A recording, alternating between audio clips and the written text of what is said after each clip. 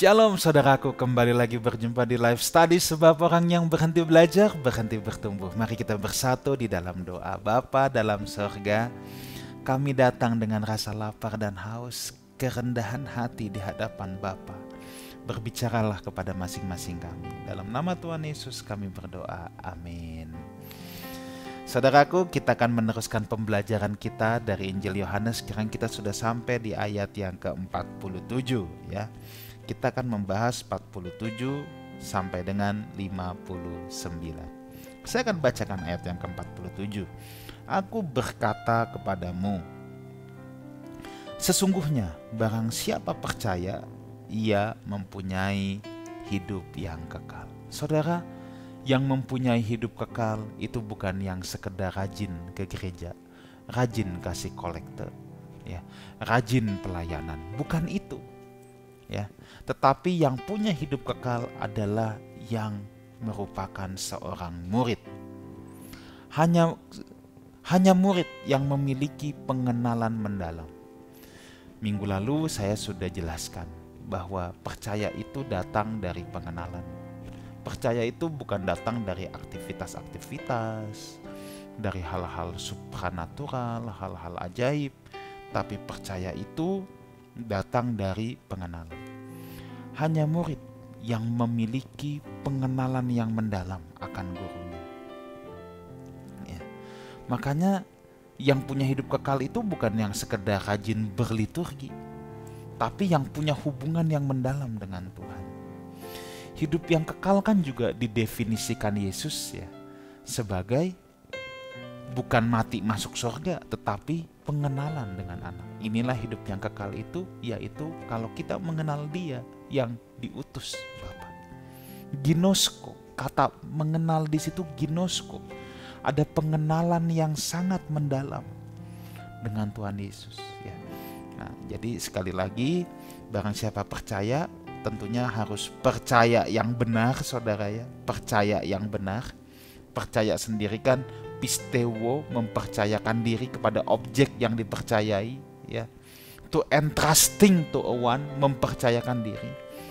Nah, kita bisa mempercayakan diri kita kan kita butuh pengenalan dulu. Saya sudah katakan kita hanya bisa percaya sejauh pengenalan kita. Oke, kita lanjutkan ayat 48, ayat 49. Akulah roti hidup. Nenek moyangmu telah makan mana di padang gurun dan mereka telah mati. Yesus menekankan lagi saudara bahwa dialah roti hidup itu. Percaya kepada Kristus berarti makan dari Kristus. Saya ulang lagi. Percaya kepada Kristus berarti makan dari Kristus. Makan dari Kristus ya, maksudnya menunjukkan kepada penyerahan diri kepada Kristus. Di mana penyerahan diri ini penuh dengan selera dan kegembiraan. Orang kalau makan kan ada appetite, ada sukacitanya, ada kegembiraannya. Nah itu yang dibutuhkan saudaraku ya. Inilah orang-orang yang kemudian menjadi lapar dan haus akan Tuhan, dan merekalah yang akan dipuaskan. Berbahagialah yang lapar dan haus, mereka akan dipuaskan atau akan dikenyangkan. Orang-orang yang makan dari Kristus akan mendapatkan kehidupan, kekuatan, dan penghiburan dari Dia. Ya, jadi orang yang makan dari Kristus itu akan punya kekuatan, punya penghiburan. Orang makan makanan jasmani dapat kekuatan, dapat kehidupan. Orang makan dari Kristus dapat kekuatan, dapat kehidupan, dan dapat penghiburan, dapat sukacita. Ayat 50 kita teruskan. Inilah roti yang turun dari sorga. Barang siapa makan daripadanya, ia tidak akan mati. Ingat, akulah roti hidup Tuhan. Tuh, lihat, barang siapa makan daripadanya, jadi makan dari Tuhan. Ya, seperti yang saya jelaskan tadi, ayat 51. Akulah roti hidup yang telah turun dari sorga. Jikalau seorang makan dari roti ini, makan dari Tuhan, ia akan hidup selama-lamanya.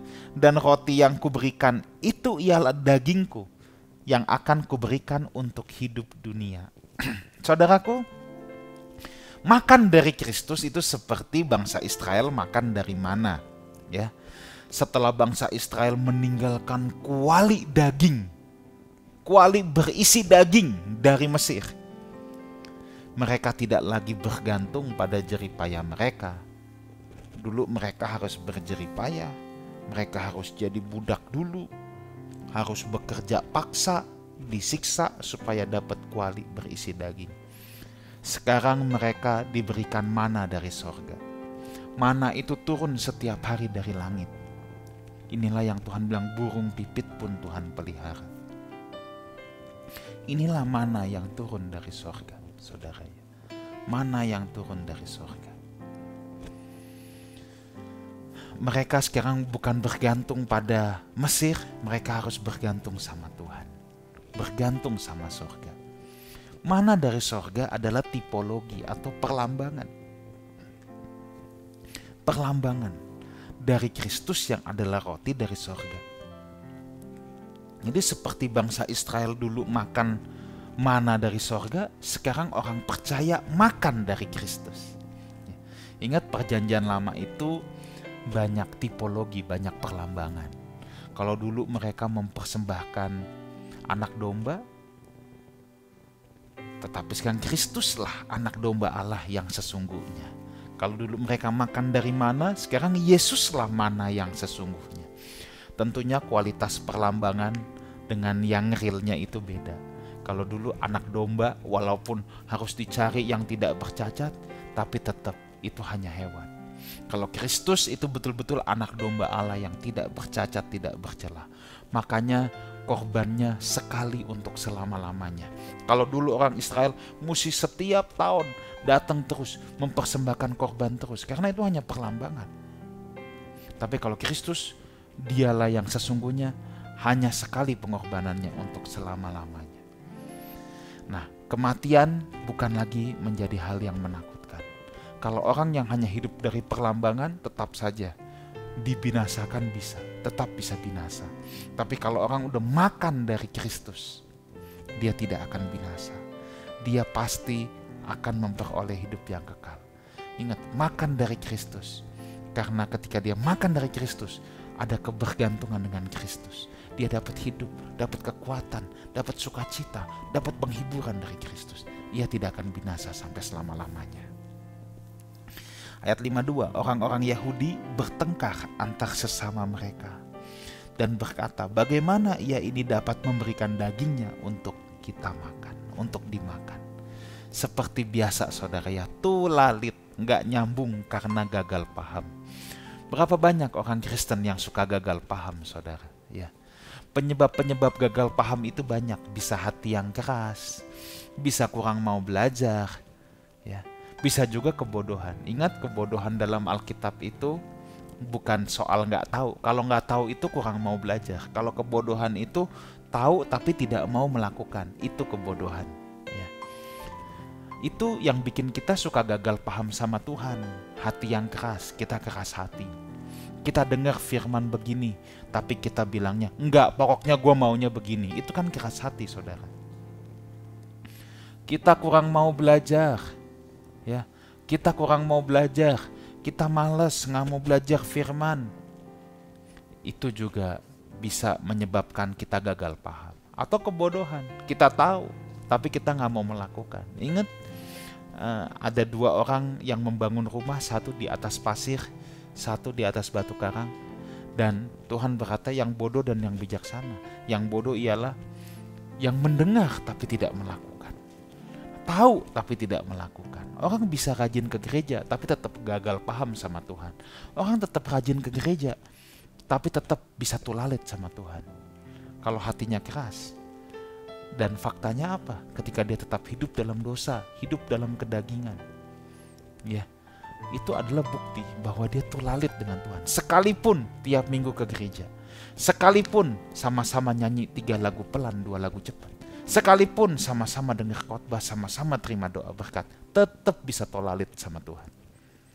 Nah, kita jangan sampai tolalit, saudara ya. Maka kata Yesus kepada mereka, aku berkata kepadamu, ayat 53 sampai 55 sekarang. Aku berkata kepadamu, sesungguhnya jikalau kamu tidak makan daging anak manusia dan minum darahnya, kamu tidak mempunyai hidup di dalam dirimu. Barang siapa makan dagingku dan minum darahku, ia mempunyai hidup yang kekal, dan aku akan membangkitkan dia pada akhir zaman.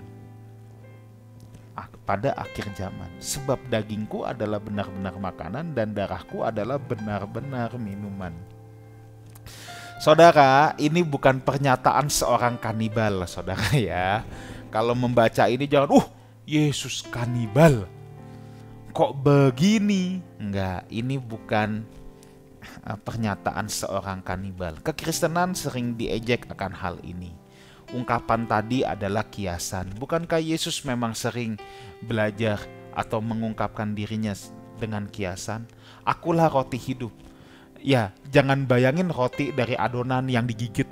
Kan enggak gitu. Akulah pokok anggur. Oh, ada akarnya ya, ada batang, ada daun-daunnya. Itu kiasan, saudara. Ini pun juga kiasan, ya. Barang siapa makan dan minum, tadi ya di ayat yang keberapa itu? Ayat yang ke-54. Barang siapa makan dagingku dan minum darahku. Nah, barang siapa makan dan minum, pernyataan ini kan menunjukkan diperlukan tindakan-tindakan jiwa. Makan dan minum itu kan tindakan tubuh. Mau jadi kenyang butuh tindakan makan. Yang haus supaya dahaganya terhilang butuh tindakan tubuh, minum. Nah sekarang juga sama, memerlukan tindakan-tindakan jiwa terhadap hal-hal rohani dan ilahi yang digambarkan melalui tindakan-tindakan jasmani yang dapat dilihat. Yesus memberikan penggambaran sebenarnya agar mudah dipahami. Ya, banyak hal rohani yang digambarkan dengan hal-hal jasmani yang biasa dilakukan dan dilihat sehari-hari. Yesus kan dari dulu ngajarnya begitu, saudara ya. Jadi makan dan minum ini menunjukkan bahwa ada tindakan-tindakan rohani yang perlu kita lakukan supaya kita dapat memberi makan jiwa kita, supaya dahaga jiwa kita tidak haus lagi. Kita tidak bisa hanya pasif. Seperti orang lapar ya makan. Tidak cukup cuma teriak, aku kenyang. Lalu tiba-tiba kenyang, kan enggak. Harus makan, harus ada yang dikunyah, harus ada yang ditelan lewat kerongkongan.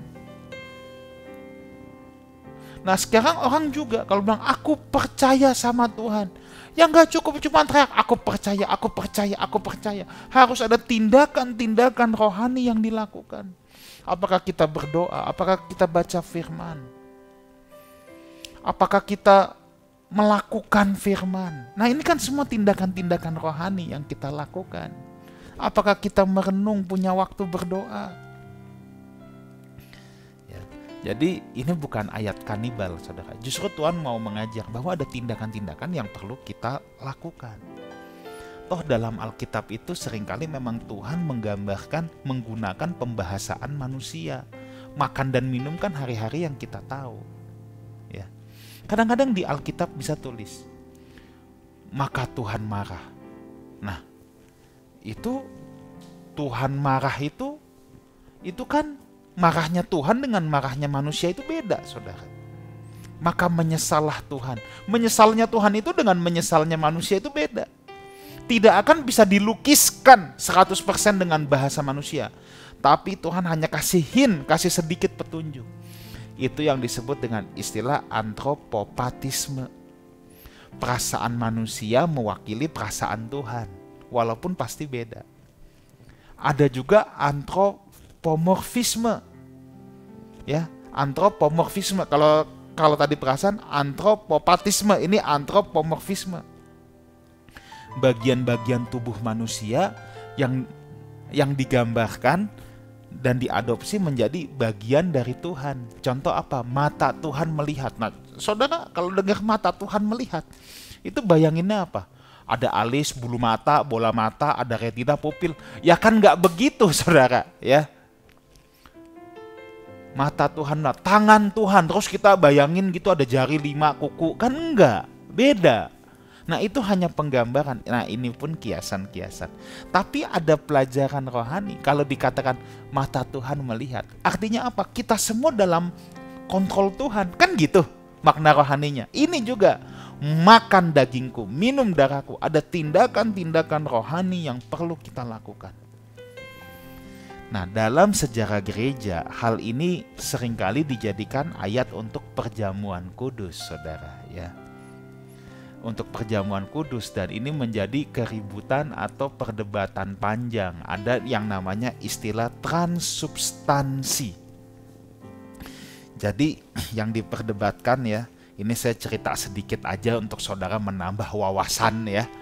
Transubstansi. Jadi kan kita setiap minggu pertama di gereja biasa, di tempat saudara beribadah masing-masing juga biasanya 1 bulan sekali mengadakan perjamuan kudus. Nah, ketika diangkat roti, ada yang berkata bahwa roti ini betul-betul berubah jadi tubuh Kristus. Nah, dasarnya ini. Nah, itu dikatakan transubstansi. Dan itu ditentang oleh banyak tokoh-tokoh, ya. Banyak tokoh-tokoh, lalu dia bilang itu hanya lambang. Roti itu hanya lambang dari tubuh Kristus. Itu nggak betul-betul berubah jadi tubuh Kristus. Makanya kalau dimakan tetap rasa roti, bukan rasa daging. Nanti ada lagi Martin Luther yang ngambang di tengah-tengah, konsubstansi. Udahlah, ya, kita nggak usah pusing dengan substansi-substansi itu, ya. Yang jelas saya dulu pernah menjelaskan singkat tentang perjamuan Tuhan. Saudara, kalau kita berdebat hal-hal yang seperti itu, sebenarnya hemat saya itu sudah tidak sesuai dengan apa maksud Tuhan sebetulnya. Sebenarnya kalau kita lihat Alkitab, tidak ada kata perjamuan kudus. Yang ada perjamuan makan, perjamuan terakhir, perjamuan malam. Karena memang itu makan betulan, saudara. Kalau menggunakan roti dan anggur, itulah makanan pokok pada saat itu. Kalau Yesus di Indonesia mungkin pakainya nasi goreng sama es teh manis, kan gitu, ya. Itu memang roti dan anggur makanan pada saat itu. Dan ketika Yesus pertama kali berkata perjamuan terakhir, memecah-mecahkan roti, itu memang lagi makan malam terakhir sama murid-muridnya. Itu makan sampai kenyang, bukan cuma snack. Kalau kita lihat jemaat mula-mula setiap hari memecah-mecahkan roti, yaitu mereka memang makan bersama, saudara. Makanya perjamuan Tuhan, saya lebih suka dengan kata perjamuan Tuhan, saudara. Perjamuan Tuhan itu the real food with the spiritual meaning. Makanan sesungguhnya dengan makna rohani. Nah, kalau kita berantem ini lambang, ini benar tubuh. Transubstansi, konsubstansi, apa tansi? Ada tansi-tansi semua. Itu nanti jadinya bukan the real food with the spiritual meaning, tapi jadi spiritual food with the real meaning. Nah, itu tidak tepat. Jadi jangan diributin nih masalah sakramen pernak-perniknya. Tapi apakah kita memberitakan kematian Kristus atau tidak? Itu esensinya, itu yang penting. Itu yang penting. Maka kalau kita lagi makan keluarga, Bapak Ibu makan keluarga sama anak-anak, jangan lupa ada firman yang diberitakan. Ada Injil yang diberitakan. Ajarlah anak-anakmu dengan terang kebenaran firman Tuhan. Di situ Kristus diberitakan, saudara. Di situ baru menjadi luar biasa. Ya. Hal ini juga banyak disalahartikan oleh orang-orang Kristen yang masih duniawi. Artinya apa? Hidup suka-suka. Yang penting nanti menjelang saat-saat terakhir, kalau aku udah di rumah sakit, biarpun udah megap-megap di ICU, udah titip pesan, cepet-cepet sumpelin roti perjamuan kudus supaya otomatis masuk surga. Nah, ini kan orang Kristen duniawi. Dia hidup seenak-enaknya, dia pikir yang penting nanti detik terakhir aku makan roti perjamuan kudus. Jadi roti sakti, saudara, ya. Aduh, saudara, kalau begini kacau, saudara, ya. Jadi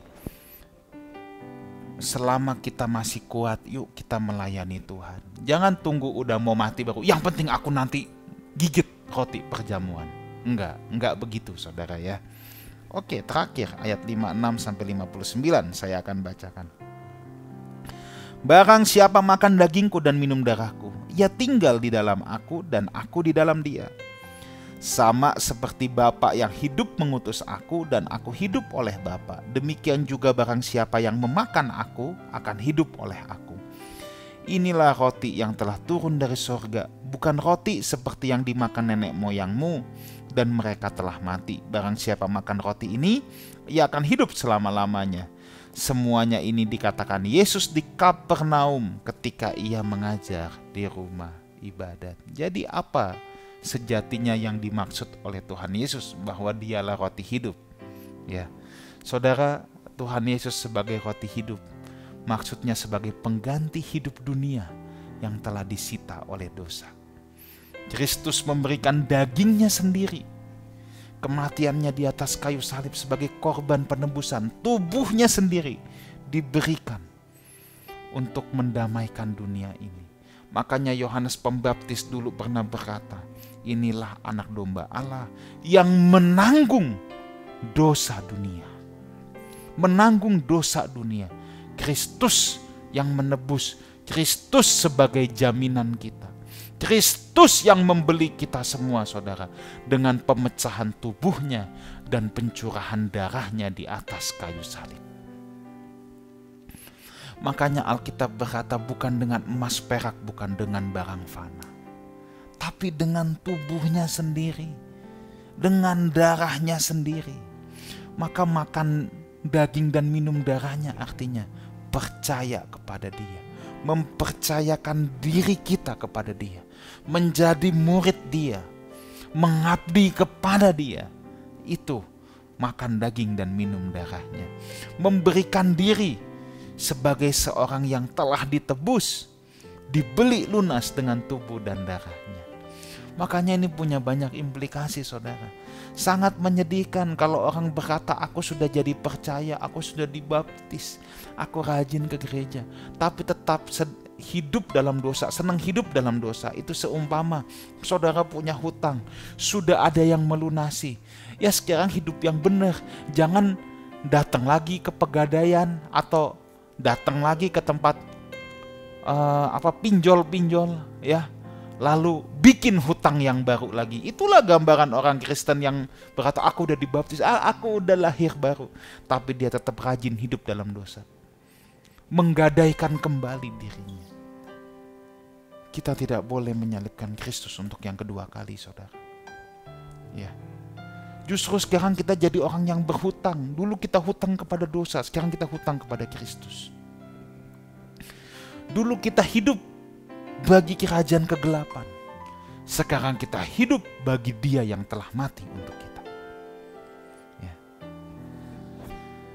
Jadi kalau kita mengikut Tuhan, kita makan dari Kristus, ini juga berarti kita harus punya lapar dan haus. Sebagaimana manusia tidak dapat hidup jasmani tanpa makan dan minum, seharusnya kita juga tidak dapat hidup tanpa Tuhan. Ingat, bukan dengan barang fana, saudara. Makanya kita harus melihat setiap manusia sebagai umat tebusan Tuhan. Kita jangan melihat orang-orang yang ada dengan fasilitasnya, kekayaannya, parasnya.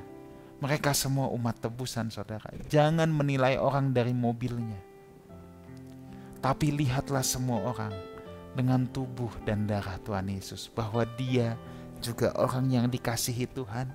Dia juga ada di dalam paket penebusan itu. Mari kita hidup bagi Dia yang telah mati untuk kita.